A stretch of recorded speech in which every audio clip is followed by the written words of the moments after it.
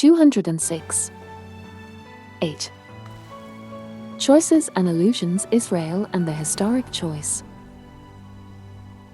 Even when nominally accepting a two-state solution, Israel did what it could to empty it of any meaningful content by maintaining its strategy of expansion through the de facto annexation of territories, systematic construction of settlements, and denial of any notion of Palestinian sovereignty.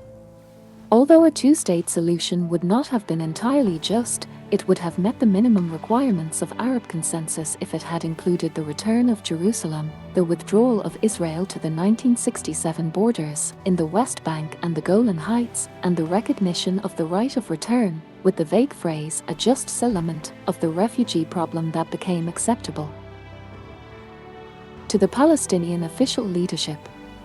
But Israel rejected this option, and the policies it pursues, especially in and around Jerusalem, the settlements and the net of bypass roads, undermine any attempt at a two-state solution.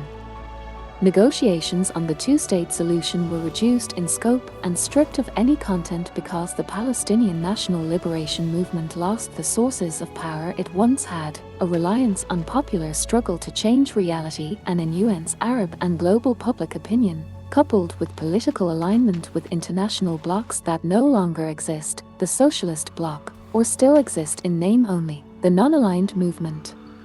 It relinquished its leverage, its informal power, without becoming a formal state and before full sovereignty had been guaranteed. Entirely consumed by peace negotiations, security coordination with Israel, the construction of internal security apparatuses, and the daily needs of its population, the PA became dependent on American, Israeli good faith. Negotiations over the terms of a Palestinian state devolved into outright political extortion around the provision of basic needs of the population. Consequently, the occupied territories under the PA has become one of the most heavily policed areas in the world. Its security apparatuses are overstaffed and constitute a financial burden for Palestinian society. With a ratio of between 150 and 1 hours 80 minutes policemen per capita, the PA scores one of their highest in the world. 2. Security consumes more of its budget than their education, health, and agriculture sectors combined. 3. Furthermore, their 207. Security organizations have become the most important component of the social base of the PA. The idea that negotiations could be an alternative to, rather than result of, resistance gave birth to a new Palestinian leadership that is so bound up with the political process of negotiations that its very existence depends on the process continuing indefinitely. Israel knows this and has managed to replace political negotiation with demands that the PA make good faith gestures in order to reap some benefits from the peace process, while subjecting Palestinian forces choosing to remain on the path of resistance to a relentless campaign of repression and assassinations. Basic needs that were once the self-evident legal responsibility of the pre-Oslo occupying power: electricity, water, the right to travel abroad, work, food and medicine, are now used as cudgels to force continued good relations with the occupying power. EPA holds up its ability to secure such concessions as an achievement, contrasting itself with forces that provoke or anger Israel, exposing themselves and their community to a siege in Gaza with their refusal to renounce resistance. During the National Liberation period, Palestinians who were either appointed by Israel or who volunteered to be mediators with the occupying power, receiving travel permits, work opportunities, construction permits, and other Israeli-bestowed advantages and perks as a result, were called collaborators with contempt. These collaborators organized under names like Rorbit al-Qura, village leagues or councils. Many Palestinians were imprisoned and even killed in the struggle against these local agents of the occupation and against any attempt to create alternative leaderships to the PLO. In a few cases, innocent people were also killed or are being branded collaborators. As denounced by the occupier, a leader is merely someone capable of providing services and a semblance of self-rule, while those insisting on static ideas like sovereignty and national dignity are branded extremists and blamed for the blockades and other collective punishments enacted by the occupier. For the authors of the Trump-Netanyahu deal, sovereignty is exclusively reserved for the occupier. Since the inception of the PA, this has been Israel's conception of Palestinian leadership, exemplifying an unequivocal rejection of Palestinian sovereignty. A Palestinian bureaucracy that has grown up alongside the so-called peace process, along with Arab regimes desperate to abdicate responsibility for. 208. Palestine are happy to help Israel pick and choose elements from the two-state solution to patch together something that, if you squint, looks like an independent Palestinian state. Nonetheless, the question remains, would a negotiated settlement along the lines of a two-state solution not at least lead to peace, even if it is an unjust peace? For about a decade and a half before Trump, many policymakers in the US and Israel believed that merely establishing a polity and calling it a Palestinian state would be enough to produce peace in the region, even if that settlement demarcated borders falling short of the 1967 lines, excluded East Jerusalem as Palestine's capital, and did not recognize the right of return. Israel and the US have expended considerable efforts to transform the demand for a Palestinian state into a politically vacuous, purely technocratic arrangement that entails the curtailment or elimination of all the national rights of the Palestinian people and allows Israel to maintain its total control of Palestine's borders, skies, subterranean water resources, and overall economy. Indeed, the proposed political entity resulting from a negotiated settlement, which is presented as a two-state solution, does not enjoy legitimacy in wider Arab public opinion, neither as a just political settlement nor as fair compensation for the injustices suffered by the Palestinian people. Here it is worth considering what it meant when Yasser Arafat rejected just this sort of deal at Camp David, 2000. It was more than just a stubborn refusal to compromise on their non-negotiables, although that was surely part of it. It also re-echoed Arafat's clear understanding that such a solution would lack legitimacy among Arabs and Palestinians. Arafat had staked his personal and political life on the negotiations, but even after the Israelis effectively imprisoned him in his own Ramallah headquarters, he refused to accept an offer of this kind, and he paid the price for his resistance. His death, or more accurately, assassination by Israel, elicited a sigh of relief from Arab regimes and parts of the Palestinian leadership. EY felt that they were burying a man whose insistence on a real state along the pre-June 1967 borders had been a constant impediment to the negotiating process he himself had initiated, and that they could now continue that process unencumbered. It may be argued that I am speaking in overbroad generalities, but the truth is that the salient issues, null status issues in the jargon of the Oslo Accord, have practically been excluded from negotiations by Israeli fait accompli. 209. Policies. For example, the only thing that any settlement will do for the refugees is to give them a new name. EY will no longer be refugees, but rather subjects of a formal Palestinian embassy in this or that country. Israel continues to build settlements around East Jerusalem, turning it to an Arab ghetto in a Jewish city. The Israeli state becomes ever more Jewish in nature, intensifying its religious nationalist character and chauvinism towards its Arab citizens, who are expected to show their complete loyalty to Israel, a state that pointedly excludes them from itself der Nitayan as the state of the Jews and does not grant them equal rights. Is the deal or the settlement as it stands now? Israel will continue to be suspicious of democracy in the Arab world, because it is afraid of the Arab majority and of Arab public opinion and its vicissitudes.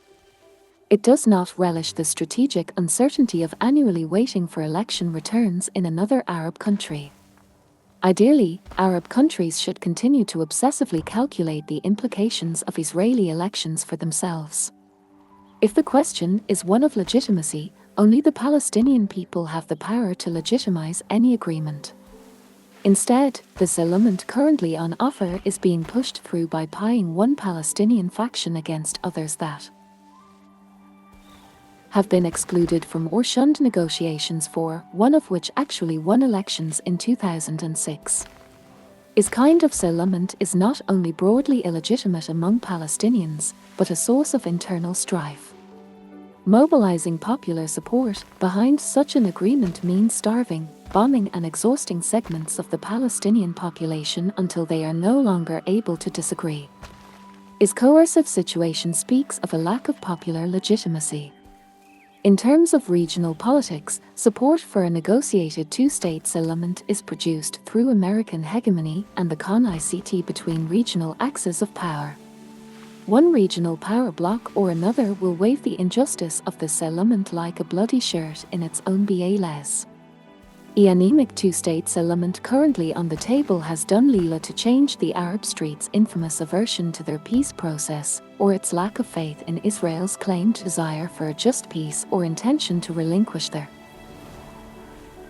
privileges it enjoys internationally. There is no doubt that Israel's casual brutality towards the Palestinian people, who are seen as fair game by Israel if that dissuades them from resistance and persuades them to accept Israeli conditions, has watered the seeds of animosity and heightened the sense that 210 Arabs are being cheated, leading them to accuse supporters of this kind of settlement of collaboration with Israel and the US. Settler colonialism or apartheid, why not both? Many of the RST Zionist leaders would not have denied that their project was a colonial one, as colonialism was not a bad word in the 19th century. Being a colonialist meant being a part of Western civilization in the East. Labor Zionism, however, which sanctified settlement and led the campaign for the conquest of land and labor, claimed to be the vanguard of a national movement, not only a colonial project. It wanted to be both and more, for example, a class movement if the struggle for leadership requires. The Palestinians, on the other hand, considered themselves victims of colonialism. Indeed, in the post-colonial era, scholars such as the Palestinian Fayez Olsayeg, 1965, and the French historian Maxime Rodinson, 1967, used the language of the post-colonial social sciences to show that Israel was a colonial settler state even before the 1967 occupation of the West Bank and Gaza. 5EPLO, along with Palestinian and many other Arab intellectuals, have been familiar with the concept of settler colonialism since the 1960s, when they began to employ the concept strategically to link Palestine to other liberation movements around the world and to present the Palestinian narrative to international anti-colonial audiences. 6 was not only an age of national liberation in the global south, but also an age in which nation-building through settler colonialism, which was taken for granted between the 16th and 19th century, was no longer acceptable. Israel was established at this very moment in history.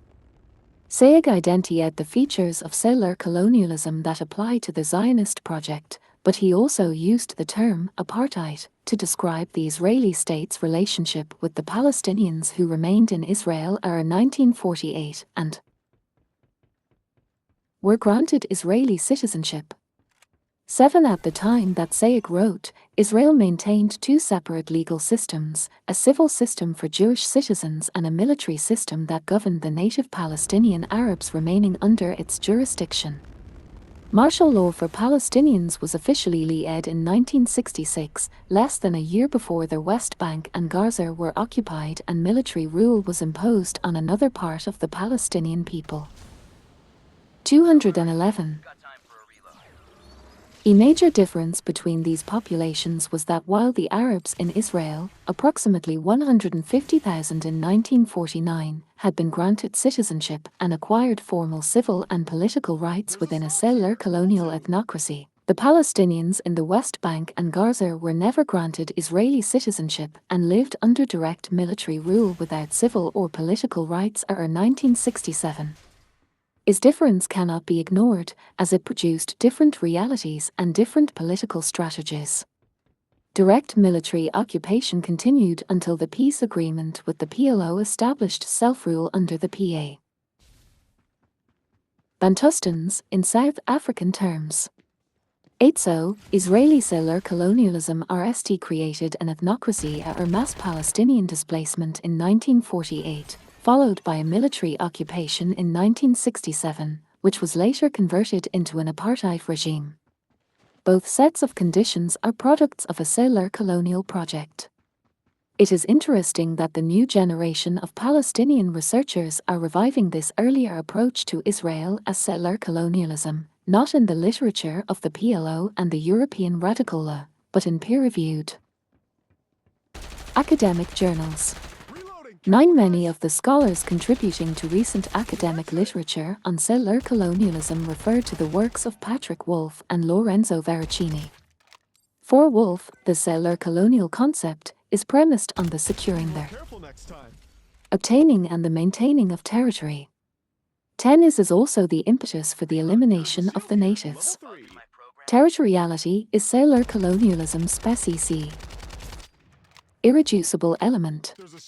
11 Expulsion of the indigenous population provides a basis for the continuation of the settler colonial project. Destruction is therefore closely linked to expansion and control of the land.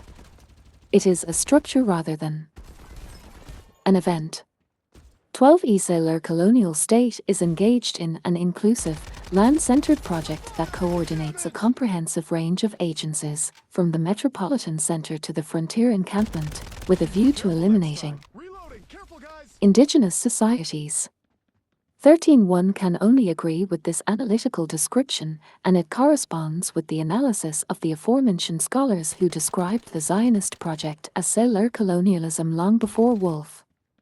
Veracini explained the main difference between classic and settler colonialism through the difference between two statements directed at the natives: you, work for me, classical colonization, and to you, go away, settler colonialism. ERST derives from a logic of exploitation, and the second. 212. From a logic of elimination that seeks to expel and replace the indigenous people. 14 was clear to Palestinians long before Veracini's article, when they described Zionist colonialism as replacement or substitutive Alali colonialism.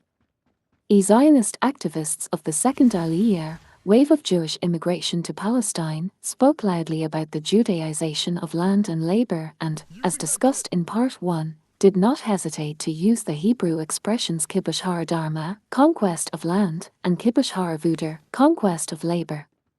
Veracini subsequently elaborated, while a colonial society is successful only if the separation between colonizer and colonized is retained, a settler colonial project is ultimately successful only when it extinguishes itself, that is, when the settlers cease to be dened as such and become natives, and their position becomes normalized.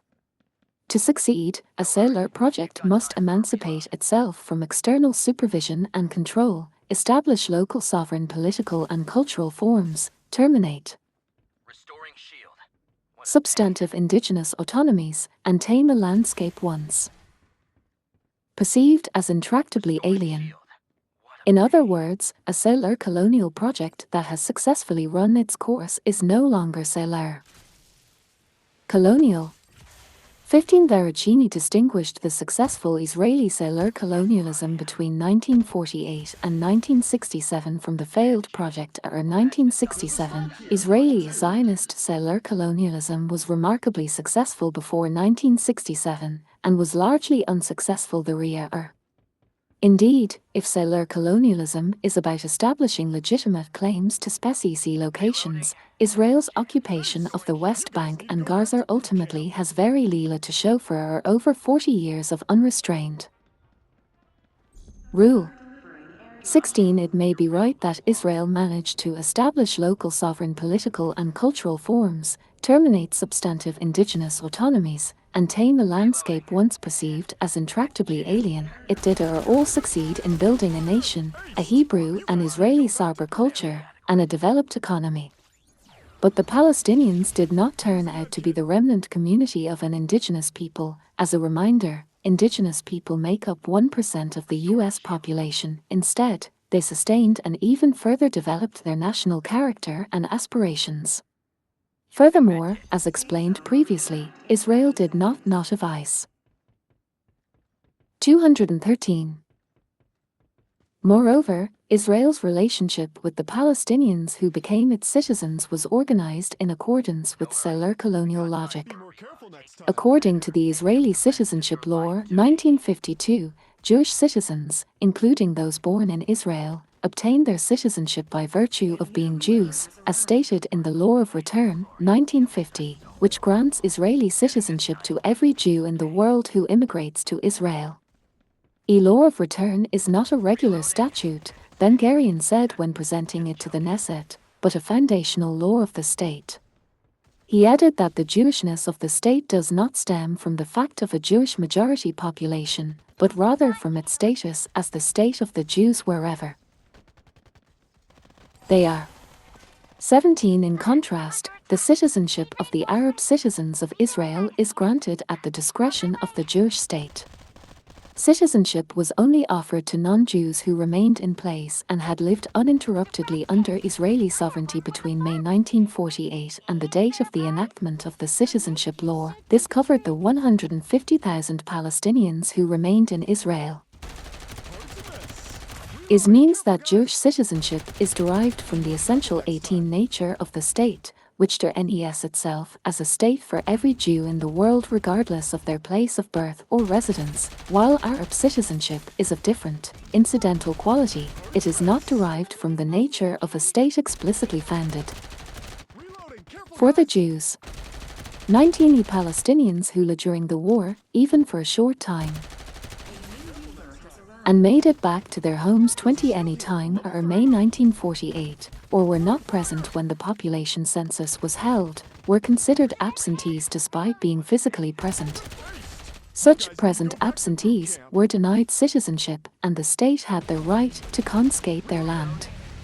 At issue here is not simply state discrimination against a minority, but a qualitative differentiation between two categories of citizenship, one superior and the other inferior.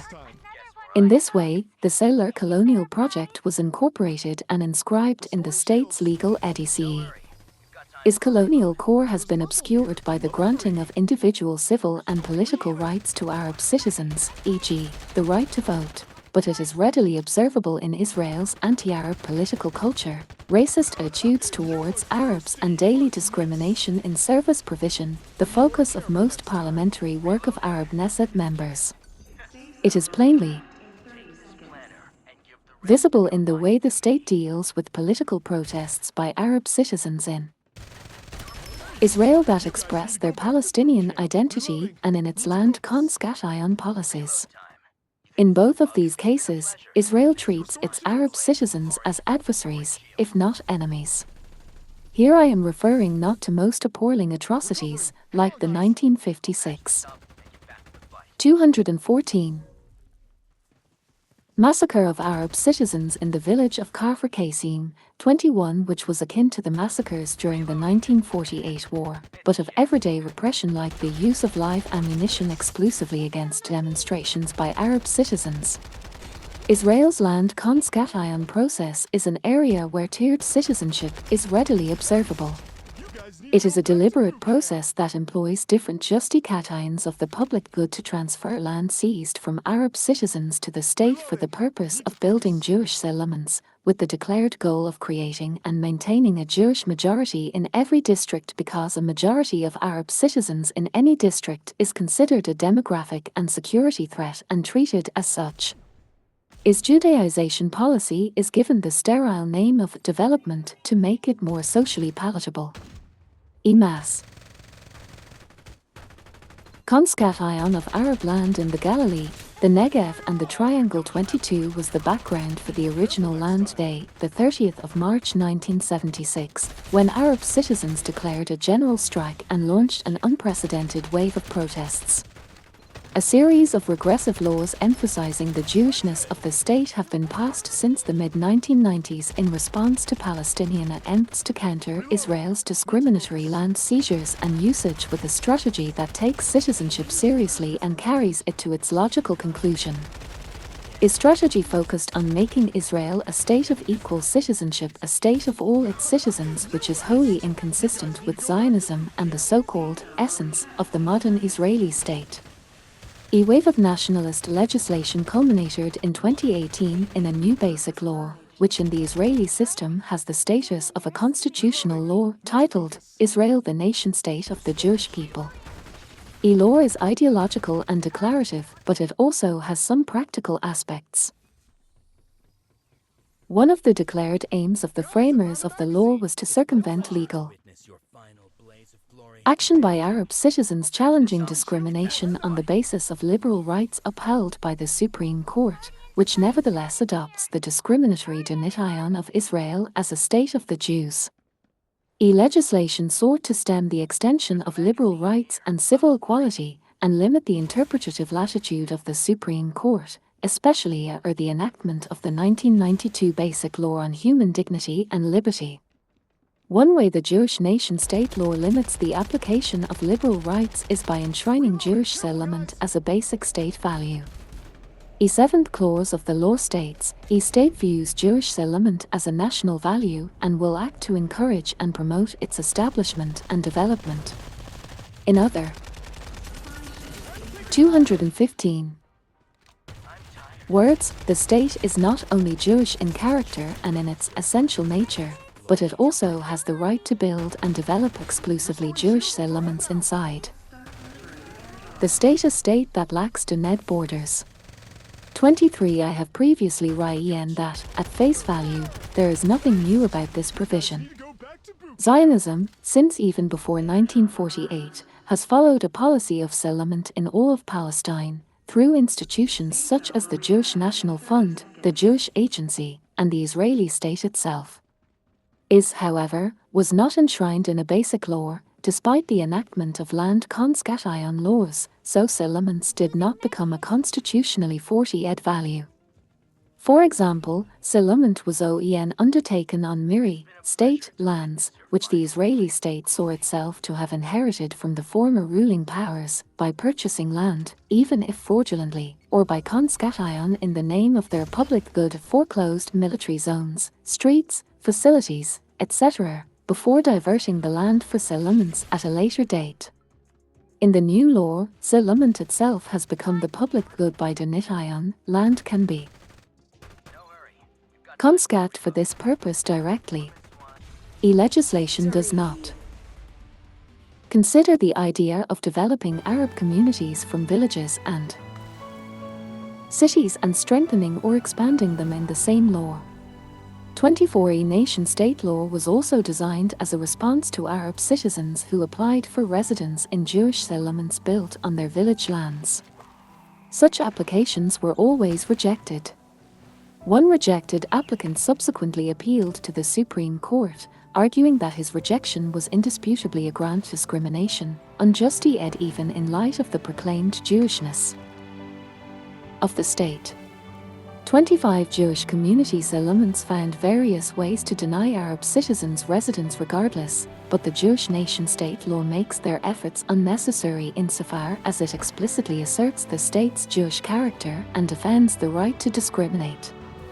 Shira Robinson and Mazen Mosri are correct when they say that state policies and legislation towards Arab citizens should not be treated as an issue of discrimination against a minority, but should rather be viewed through the lens of settler colonialism. 26. Already in 1979, the Palestinian-Canadian sociologist Elias Urek studied the Israeli policies towards the Palestinian citizens as a case of internal colonialism. 27. 216. In the phase that theorists of settler colonialism considered a phase of nativization before 1967, the nativization was in fact a settler Sarber culture of obsessive attempts to belong to the place by negating both the character of the exilic Jew and the indigenous Arab through simultaneously dispossessing and acquiring elements of his native culture. In any case, the process of normalizing the settler state, nativization, had been underway for only 19 years when Israel occupied the rest of Palestine in 1967, an occupation that persists to this day. According to Veracini's concept of nativization, Israel is a colonial state only in the West Bank and Gaza, but its insatiable urge to build settlements precludes its denation as a classical colonial state. Indeed, Israel's relentless colonization of the West Bank is the extension of a process that began long before 1967 and so draws attention to the essentially colonial nature of the Israel state. A two-state solution, in imagining the end of their 1967 occupation, makes it necessary to normalize, or nativize, the pre-1967 Israeli state. In the context of the anti-colonial struggle, Israel was always cast as a case of settler colonialism. Its interpretive paradigm acquired greater currency within the burgeoning ELD of Palestine studies and is now commonly referenced in academic journals, special issues and articles, books and academic conferences. A breadth of these myriad contributions is striking, covering subjects as diverse as indigenous resistance and rights, decolonization, environmental issues, international and transnational solidarity movements, settler colonialism and neoliberalism, settler colonialism and law, surveillance, and feminist and queer movements. 28. But despite the broad academic application of the settler colonialism model, it has erected a substantial amount of criticism. Veracini has responded in detail to critiques 29 including from some Palestinian academics. 30. Needless to say, this conceptualization of Israel has been dismissed by Israeli academia, where mainstream discourse views any criticism of Israel's colonial character as a tantamount to treason and self-hatred. 31. On the whole, Israeli academia remains committed to the belief that Zionism is at least an enlightened national movement, if not a national liberation movement, and that Israel is a liberal democratic nation-state. 32. Although some well-known Israeli academics have used the settler colonial paradigm in their research. 33. Palestinian researcher Sabakoui has argued that the 217 re-emergence of the settler colonial paradigm in the social sciences and humanities in Israel can be ascribed in large part to political processes within Palestinian society in Israel in the mid-1990s, specifically the share in political discourse from one that promotes a two-state solution to one that envisages a state for all citizens. 34. She shows that this share has been affected in part thanks to a rising political awareness advocating for the establishment of an inclusive state of equal citizens, the recognition of Palestinian identity and historical memory, and respect for the right of return and recognition of the Nakba, which entails full recognition of the expulsion and ethnic cleansing of Palestinians. Academics who use the apartheid model to describe the nature of Israel's system of rule in Palestine tend to concur that it was established by settler colonialism, but, for them, this unnecessarily and unhelpfully connects apartheid with settler colonialism. Not every case of settler colonialism culminates in the establishment of an apartheid regime. But if such a regime does emerge, the process of dismantling it is tantamount to decolonization. 35. Settler colonialism may sometimes be acknowledged out of hubris in the way that some Israeli academics acknowledge and justify the Nakba. It may also be reassuring. Why not join the club of the US, Canada, New Zealand and Australia? Well, settler colonialism is not a normal way of nation building in the 20th century, certainly not if, in contrast to the US, Canada and Australia, the indigenous people survive as a coherent nationality. the state established on their ruins remains exclusive to one religio-ethnicity rather than a state for all its citizens, and it is surrounded by people sharing the same ethnicity with the displaced and occupied natives. 36 Calling for a state for all its citizens inside the Green Line. 30 years ago, I used the term apartheid to describe the reality of the occupation in the West Bank and Gaza. My argument was that the Oslo Accords would produce Bantustans and not a state.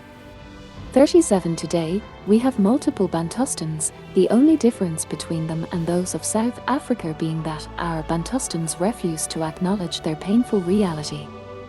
Its outcome was an obvious possibility at the 1993 signing of the Oslo Declaration of Principles, but the unwarranted enthusiasm that followed Israel's recognition of the PLO and the return of some of its leadership to their homeland meant that opinions in 218 opposition to Oslo outside the context of factional infighting were rarely given a hearing.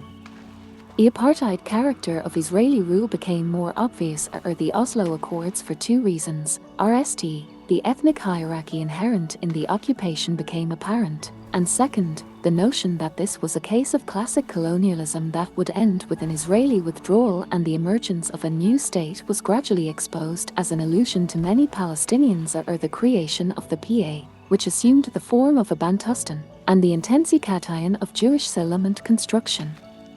In Israel, the Palestinian Arab minority status of national and cultural alienation and second-class citizenship is the result of settler colonialism, which also produced the refugee issue.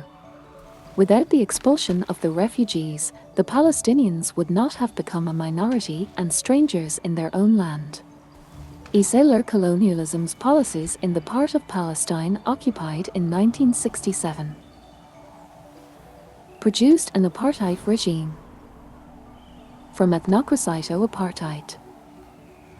The apartheid regime in South Africa was itself originally created by the Dutch settler colonialists who constructed the modern state of South Africa. It was actually established by the National Party that won the elections in 1948. 38 Although apartheid is used to describe several other settler colonial regimes, South African apartheid remains historically unique. A model can be constructed capturing some of its features, for example, racial separation, racial hierarchy and official legal discrimination, and by extending the term racial to include ethnic and other identity groups. Accounting for the specificities of the South African apartheid regime's racial doctrine, this model can be used to analyze other cases, which may then be considered apartheid. When we describe the Israeli system as apartheid, it is important to bear in mind the differences between apartheid as an analytical concept and the use of the term in a political strategy of struggle. Taking it in the latter sense, an anti-apartheid campaign is possible, and Israel can be considered an apartheid system under international conventions, which do not classify apartheid as a uniquely South African system. The International Convention on the Suppression and Punishment of the Crime of Apartheid considers apartheid a crime against humanity and declares as criminal those organizations, institutions and individuals committing their 219. Crime of Apartheid. 39 Article 2 enumerates several practices used to preserve this system.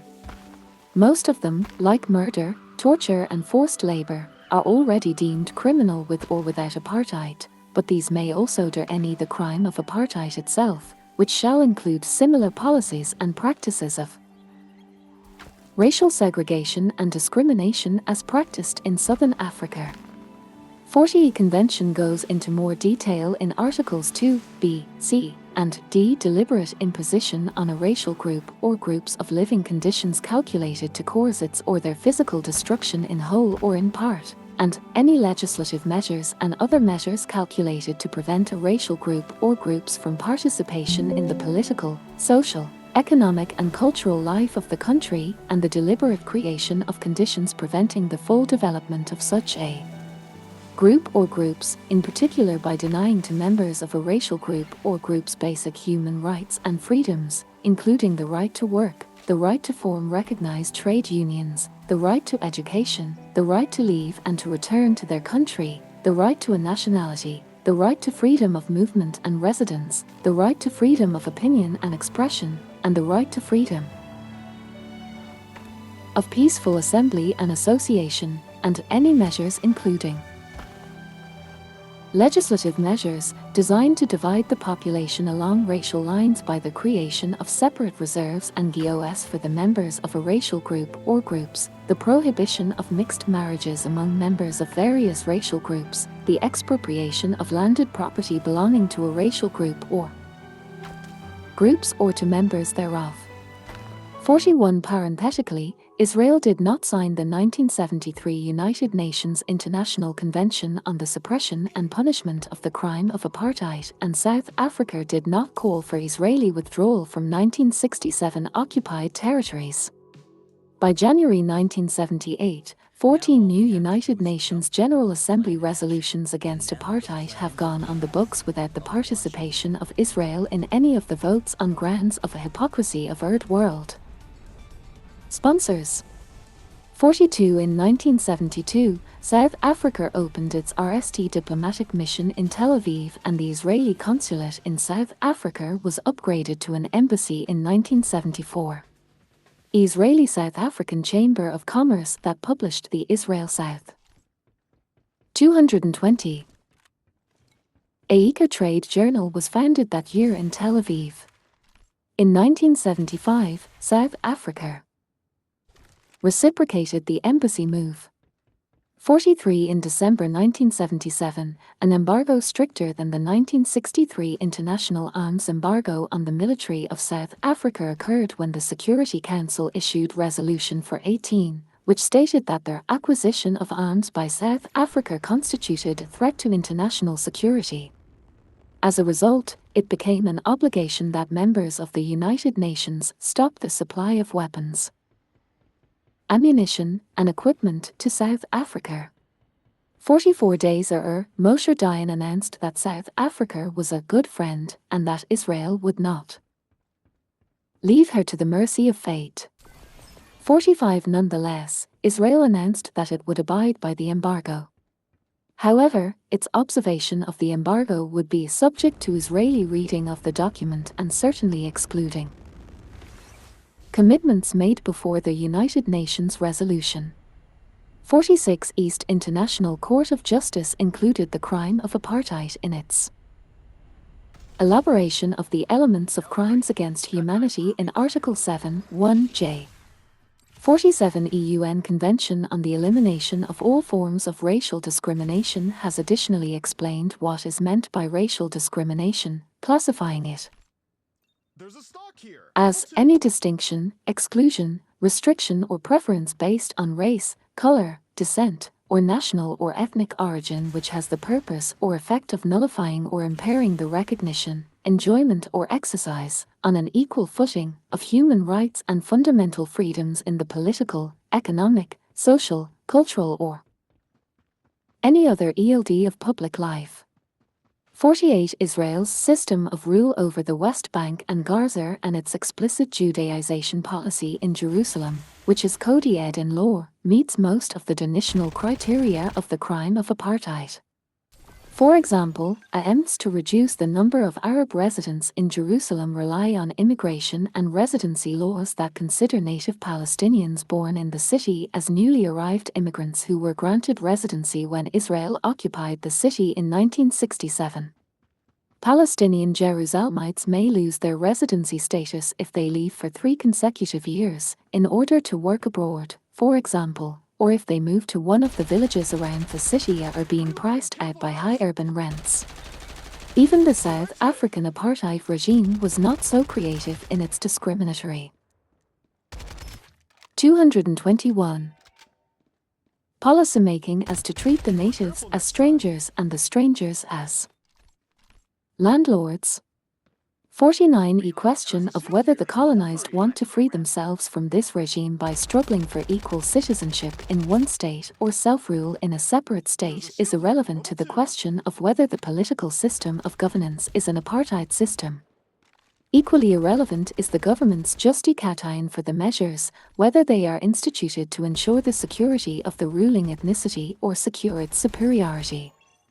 Parts of the ruling coalitions in Israel speak frankly of the need to take all necessary measures to ensure Jewish superiority in their land of Israel, between the river and the sea. Others justify crimes of apartheid by citing security considerations for the Israeli government regime in the West Bank and Gaza, which allows limited Palestinian self-rule in isolated GOS behind walls, checkpoints and other technologies of separation to limit their freedom.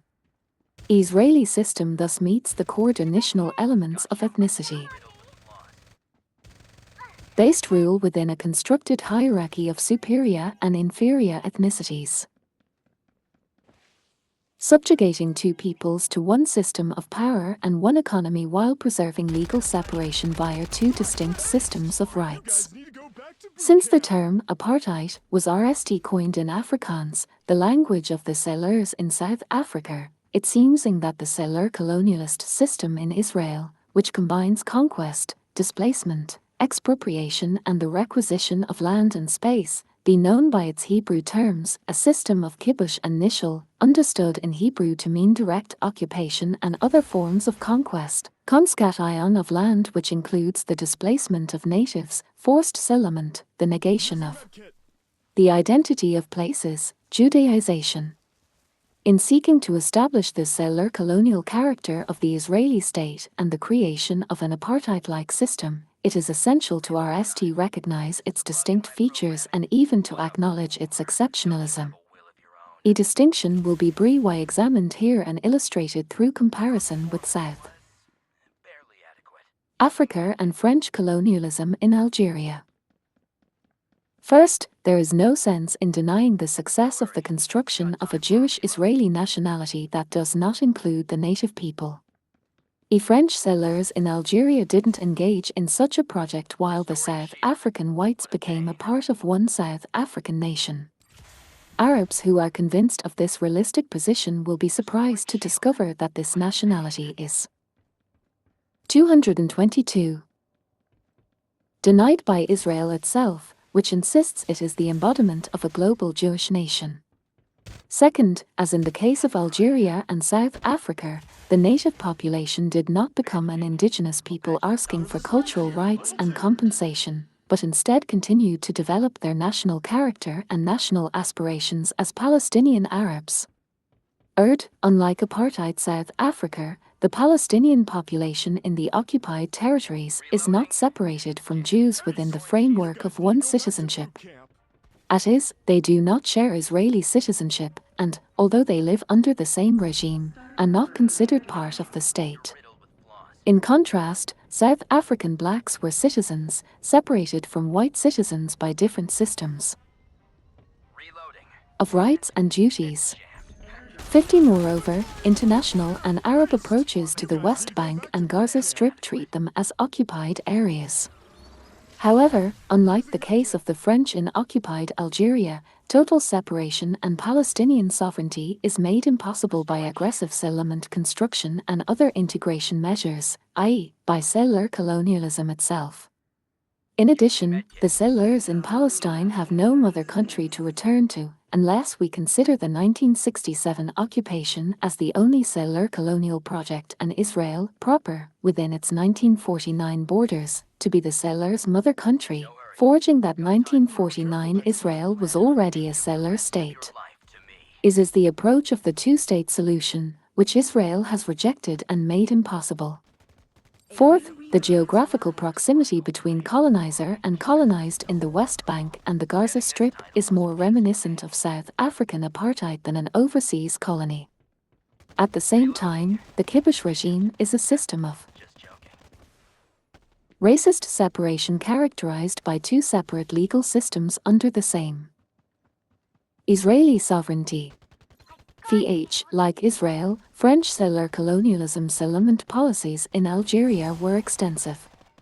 But whereas France tried to impose the French language on Algeria and the Algerians, Israel did not try to impose the Hebrew language or to Judaize the Palestinians, just their land and its history.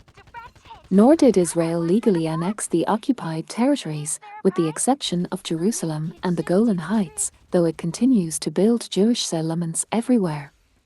Zionist colonialism thus inhabits a space between the two extinct models provided by the Dutch in South Africa and French colonial practices in Algeria. It blends some of the main features of each. Israeli system is a settler colonial, apartheid-like regime and the Palestinian struggle for justice. 223.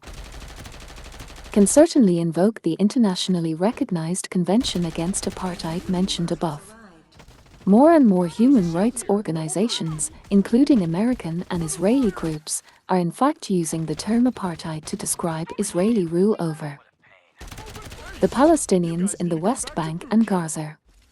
51. Former U.S. President Jimmy Carter also used the term to describe the Israeli occupation in the West Bank and Gaza in the absence of a two-state solution. 52. With the prospect of a sovereign Palestinian state along the 1967 borders growing ever dimmer, it will not be long before this nomenclature prevails worldwide. Israel will be unable to maintain the existing system without accepting this term and its connotations. Whether Israel's regime qualifies as settler colonialism or apartheid, or both, it is important to keep in mind that this is an interpretative diagnosis of a dominant structure and the process that created it. As such, it neither indicates nor necessitates any particular political solution, but may lead to different endpoints. Veracini is right to observe that settler colonization, a colonizing act where settlers envisage no return, still tells a story of either total victory or total failure. 53. I essentially agree with Nadim Rouhana that settler colonialism in Palestine is an ongoing project, the end of which is not determined yet. 54. Nevertheless, just because Israel is a settler colonial structure and has failed to nativize does not necessarily mean that it will be dismantled. Political outcomes or so-called solutions are not determined solely by the diagnosis of the structure. Many other factors intervene and must be taken into consideration, some of which were discussed in the RST part of this book. One-state solution. The option of a single state for all its citizens, both Arab and Jewish, was never seriously considered or 1948. When the State of Israel was declared, the Arabs viewed Zionism as a colonial movement that aimed to establish a state in a land inhabited by another people. The Balfour Declaration was not a secret. Although Zionist plans to establish a Jewish state were initially obscured by the term homeland for Jews, their true meaning was hidden from no one but the willfully ignorant. The goal of a Jewish state that would also be a state for all Jews everywhere, not just those Jews already in Palestine. 224.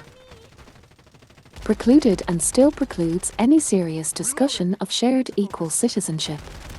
The Zionist movement has persistently framed the idea of a Jewish state in Palestine as the only conceivable solution to the Jewish question. In the movement's own view, this is the historical justification for the existence of Zionism itself.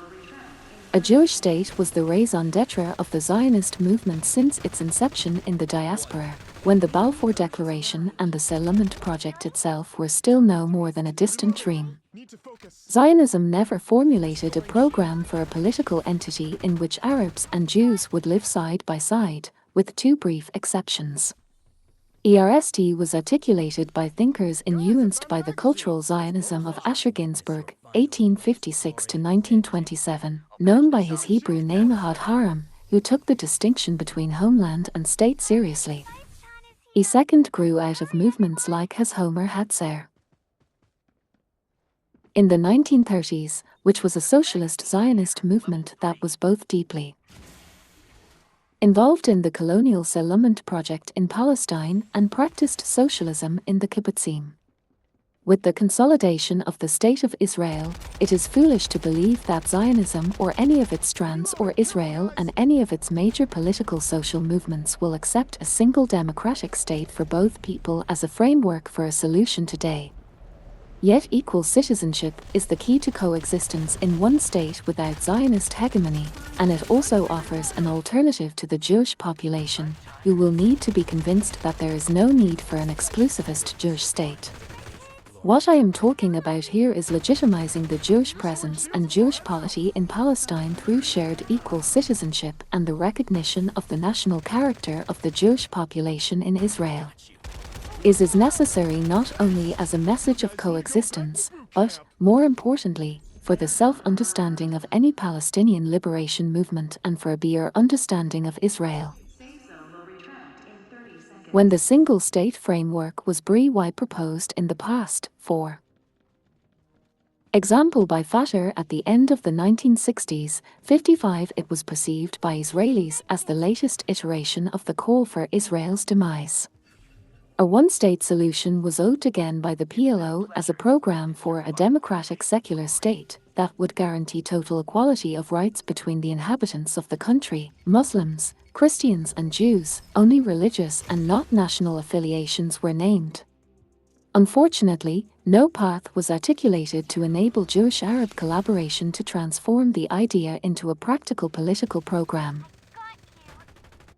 225. Rather, the democratic state was envisaged as being a corollary result of Palestine's liberation. In any case, the idea soon lost popular currency. EPLO proposal differed from the binational state envisioned long ago by others. EHA's Homer-Hatzer model, for example, provided for the recognition of two national communities in Palestine, each forming a distinct entity within one state. His proposal accommodated the idea of a national homeland for the Jews without requiring a nation-state. The resulting entity could serve as a binational state and homeland for Arab and Jews in Palestine, allowing both to exercise national self-determination. His idea had its roots in the thought of Jewish intellectuals who believed in a special Jewish link to Palestine, but also believed it need not be actualized in a Jewish state. From the 1920s to 1960s, a handful of political groups advocated the establishment of a binational state. In addition to his Homer-Hatzer, the Palestinian Communist Party and anti-Zionist Jewish Party by then promoted a binational state for Arabs and Jews on the eve of Israel's establishment. But it quickly changed its position after the Soviet Union declared support for the partition of Palestine, becoming an enthusiastic supporter of a Jewish state and participating in the so-called War of Independence. There was also the humanist-oriented Brit Shalom, Covenant of Peace, which did not believe that the uniqueness of the Jewish people justified realizing their aspirations for self-determination in a Jewish state that would do injustice to the native Palestinian majority. Brit Shalom included political and academic figures such as Arthur Rupan, Hugo Bergman and Martin Buber, who sought to arrive at an understanding between Jews and Arabs as to the form of their mutual social relations in Palestine on the basis of absolute political equality of two culturally autonomous peoples. 56 Brit Shalom suggested creating a legislative council for Jewish-Arab parity that would administer the binational state on the basis of equal rights, irrespective of their size of either group at any given time. 57E organization argued that binationalism would liberate Zionism from imperial influence and enable Jews to integrate into the surrounding Arab world. 58 Ehud Union was a binational movement that emerged in 1942 and continued until the mid-1960s. A successor to Brit Shalom, it was led by the president of the Hebrew University, Judah Magnus, and the philosopher Martin Buber. Ehud advocated a form of government based upon equal 226 political rights for both peoples and proposed a federal union between Palestine and neighboring countries that would guarantee the national rights of all the people within it, along with a covenant between it and an Anglo American Union, which is to be part of the future Union of the Free Peoples. 59 These ideas were marginalized by mainstream Zionists on the left and right alike before they even reached the Palestinians, who in any case would not have accepted them at that point given their dismissal of the Zionist project as a whole. In Israel, the Matzpen, Compass, radicalist movement revived the idea of one state in the 1960s, couching it in Marxist terms. Although the socialist, anti-Zionist political group only had a few dozen members, most were Jews, but it also included Arabs. It was very active during the 1960s surge of radical youth and student movements in the West, which otherwise did not extend to Israel. The boldest expression of this radicalism in Israel, Matzpen made no compromises with Zionism. After the 1967 war, it called for an immediate end to the occupation and expressed solidarity with Palestinian resistance organizations. In this, it concurred with the Israeli Communist Party, but Matzpen went further to call for their de-Zionization of Israel, including the abolition of all institutionalized forms of Jewish political supremacy, advocating for one socialist state within which Arabs and Jews would live together.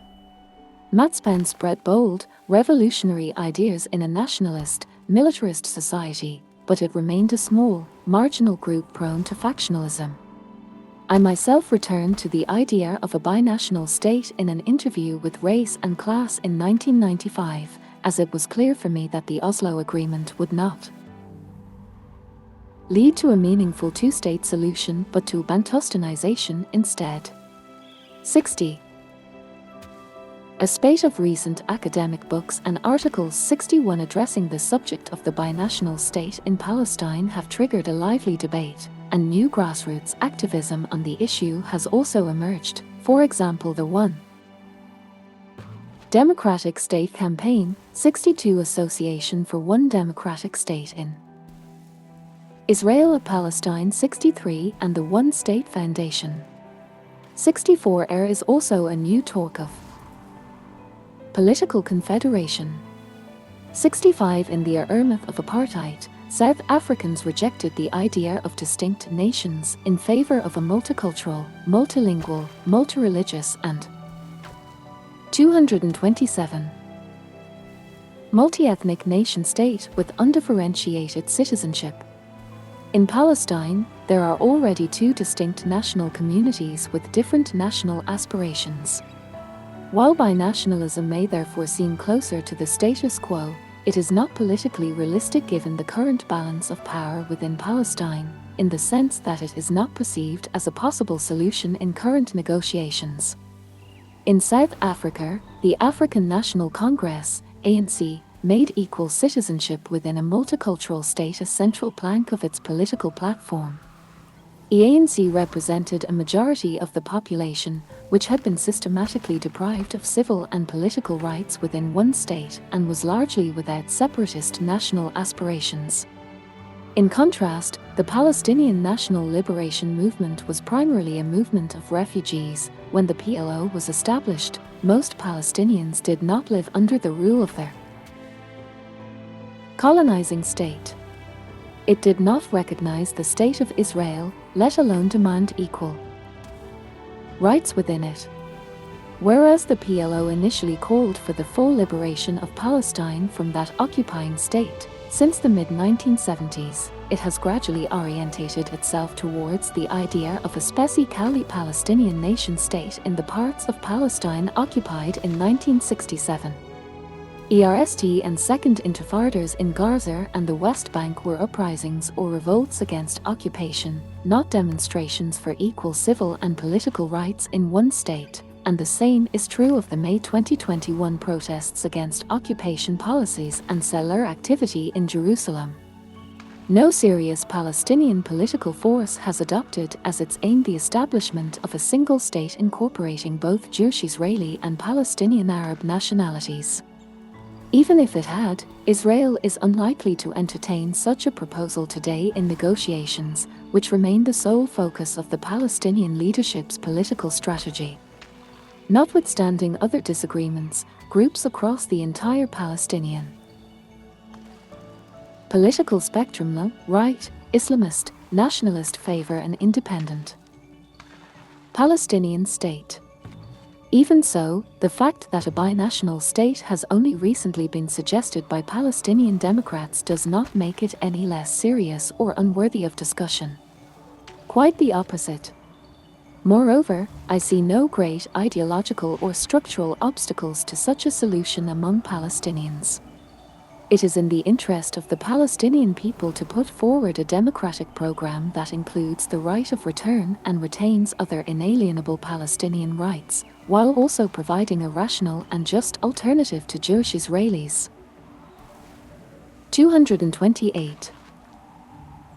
If Palestinians themselves endorse the idea, there will be no serious obstacles from the Arab world as well. People's actual behavior indicates acceptance of a struggle for equal rights under a single regime, though the discourse among activists with various political factions remains dogmatic. A real problem is that Israel has never accepted this hypothetical position, and no Israeli political or social force has ever endorsed a binational paradigm. It is the main obstacle to its adoption by the Palestinian political elite, who see peace negotiations as their only option, that is, negotiations with Israel as it exists today with the current power imbalance. A binational model cannot conceivably be posited as a negotiated solution in the context of existing power dynamics, but then neither will be an acceptable version of the two-state solution. A discourse, slogans and strategies of those Palestinian forces that endorse various forms of armed struggle for the liberation of Palestine. Although what they do is at best armed resistance, why in the face of binationalism and the spirit of the one-state approach? In the case of the Islamists, they are incompatible with the very idea of democratic citizenship in a secular state. There is clearly no point in waiting for a major segment of Israeli society to warm up to such a proposal. The powerful do not relinquish their privileges willingly, and the one-state solution would most certainly entail relinquishing privileges. It is even true for a single secular democratic state based solely on equal citizenship regardless of nationality than a binational state, which, though it may also be secular and democratic, is predicated on the recognition of two nations in the manner of a federal union. In contrast, the confederation model is simply another iteration of the two-state model. On the other side, there is neither a significant Arab democracy in their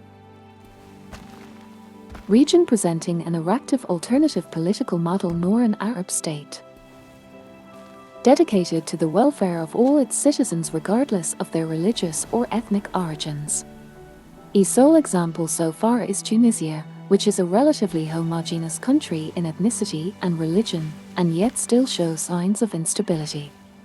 One organized Arab political force presenting a program striving for a state of equal citizenship and collective rights for the Palestinian citizens of Israel is the National Democratic Assembly, Balad, an Arab party in Israel. In response to Balad's efforts, Israel did everything it could, including enacting 229 legislation to undermine its program, emphasize the Jewishness of the state and counter its democratic aspiration. Those who have come to support a one-state solution in recent years have done so largely because they believe that the two-state solution along the 1967 borders is a failed paradigm, or because they have realized that the two-state solution as envisaged cannot include the right of return. His change of heart is not rooted in any conviction that the one-state solution has a bare chance of success. A failure of the two-state solution does not in itself imply success for the one-state model. But if we are speaking only theoretically, then a single democratic binational state is the model that best fulfills Palestinian national and civil rights while offering a democratic vision for Jewish Israelis. A single most important reason that the one-state model is making no discernible political inroads is that Israel, both the state and the public,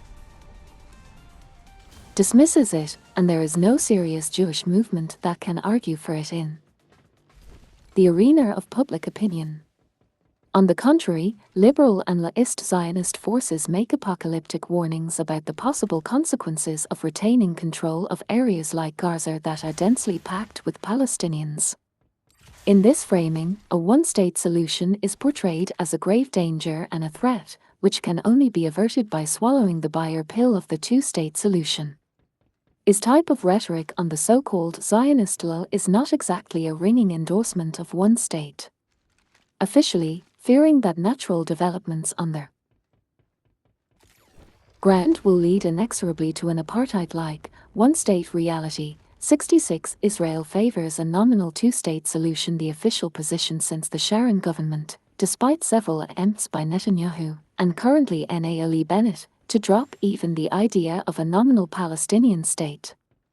In short, one democratic state is not currently a viable alternative to a negotiated two-state solution, nor is it made inevitable by the failure of the two-state solution. In fact, Israel accepts neither a two-state solution nor one binational state for Jews and Arabs, preferring to maintain and consolidate its apartheid-like model of settler colonialism in Palestine. 67 It is impossible to ignore that Israel is unwilling to integrate into the region through just compromises, preferring instead to prevail by force. Its state of affairs invites a comparison between the present Arab-Israeli context and that of the Crusader states in the Arab region. Of course, no structural analogy can be drawn between the two, although Israel's emergence as a state was the fruit 230 of a colonial project, ethnic cleansing and imperialist support. It became a modern nation-state in a modern global order. The Crusaders formed feudal religious kingdoms in an age before nationalism. Israel built an advanced economy and modern army, developed nuclear weapons, and enjoys not only the support of the US, but also its unconditional commitment to Israeli-led security. The Crusader kingdoms did not enjoy such superiority. A comparison hinges on only one shared feature, the sense of being an illegitimate alien entity in the region and acting as such. Even ere the Arabs had officially proposed multiple settlements and peace initiatives, Israel chose not to integrate in the region. In its view, it is the region that should accommodate Israel's needs and change accordingly, not vice versa. A fact that Israel has concluded numerous bilateral settlements and agreements with states in the region is not a relevant counterpoint. Crusader states would never have survived if their only assets had been military prowess and the skillful construction of citadels. At least one of the four Crusader kingdoms survived for 190 years by signing several accords with various neighboring principalities and sultanates, and by exploiting the divisions among rival forces to sow discord. Yet, these agreements never established a genuine peace. Crusader kingdoms continued to be regional anomalies, both culturally and politically, rejected by the local populace and existing only insofar as contemporaneous Muslim leaders were unable to defeat them in a GHT. Indeed, the Crusader states failed despite all their agreements and truces and despite their military campaigns and massacres. I draw this comparison in order to provoke thought on the options that Israel has rejected and the choice it has made to be a Jewish apartheid state, a choice inimical to both the two-state and one-state solutions. In short, establishing itself through violent aggression, Israel has chosen to continue its existence as an isolated settler colonial outpost, never genuinely engaging with its surroundings apart from relationships with Arab authoritarian regimes at odds with their own populations. It lives by the sword, by temporary agreements and truces, and by exploiting regional rivalries and divisions to its advantage. No matter how much time passes, it gains no legitimacy in the eyes of those who surround it, and it will never gain legitimacy so long as it refuses to acknowledge the injustices enacted on the Palestinians and reach a just settlement with them. 231. By refusing any agreement that provides what many Palestinians and Arabs consider a just and legitimate solution, Israel has committed itself to perpetual connivity. Whether or not it can ultimately impose an unjust solution, it has historically chosen permanent warfare and so remained without legitimacy in the eyes of its neighbors. I will not belabor the comparison between the contemporary Con-ICT and the Crusader campaigns. It is not the point of this chapter, and the historical contexts are completely different. We could support the analogy by pointing to the many alliances concluded between the Crusader states and their neighbors, such as the pact with the Northern Emirates that allowed the Crusaders of Anjou to make way to Jerusalem. We could cite the justicatines proffered for the Crusades, like the decision by the mentally disturbed Fatimid Caliph ul-Hakim to burn down the Church of the Holy Sepulchre. We could even delve into how religion was exploited to mobilize terrorists. But ultimately, we will face the legitimate objections that the contemporary international system is qualitatively different from the prevailing order in the era of the Crusader kingdoms, that modern states are essentially different from political entities and principalities of that age, that the role of religion differs, that the relationship between Israel and the West is much closer and more efficient than that of the Crusader kingdoms to Europe. Pope Urban II, who died a full fortnight after the fall of Jerusalem, nonetheless did not live to hear the news.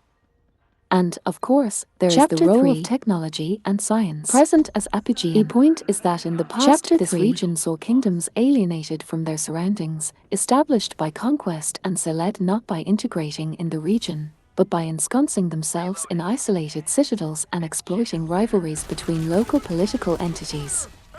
A point of the comparison is not to naively imagine Israel meeting an end similar to the Crusader kingdoms. Crusader kingdoms could neither change nor integrate in an age in which religion was the major component of culture. Israel and the Arab region can change and can be changed. Factors that support the consolidation of the Israeli apartheid model may be used to change it.